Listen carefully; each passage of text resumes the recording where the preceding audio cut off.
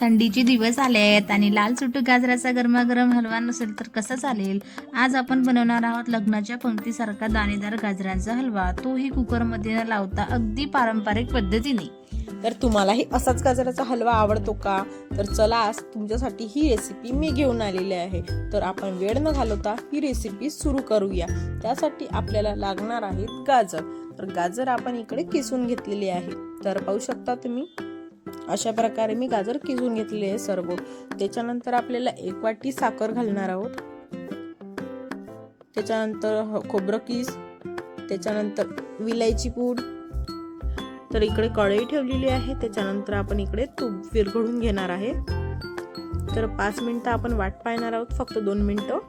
त्याच्यानंतर तूप विरघळलं, हे पहा, तूप विरघळलं की लगेच आपण याच्यामध्ये गाजर घालणार आहोत.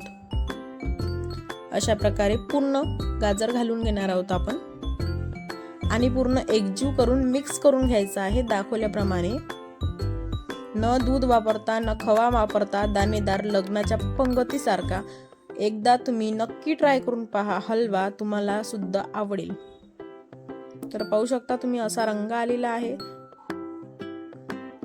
त्यानंतर त्याला आपोआप पाणी सुटलेलं आहे. पाहू शकता तुम्ही किती छान रंग आलेला आहे. त्यानंतर लगेच आता साखर घालणार आहोत 1 वाटी आपण. त्याच्यानंतर आपण विलायची घालणार आहोत. त्याच्यानंतर आपण मिक्स करून 5 मिनिटात, हे पहा किती रसरशीत दिसत आहे ना, तुम्हालाही खायची इच्छा झाली आहे ना. तर अशा प्रकारे तयार आहे आपला गाजराचा हलवा. त्याच्यानंतर आपण टाकणार आहोत खोबरं किस. खोबरं किस घातल्यानंतर पूर्ण एकदा एकजीव मिक्स करून घ्यायचं आहे. त्याच्यानंतर खुर्मा टाकलेले आहे.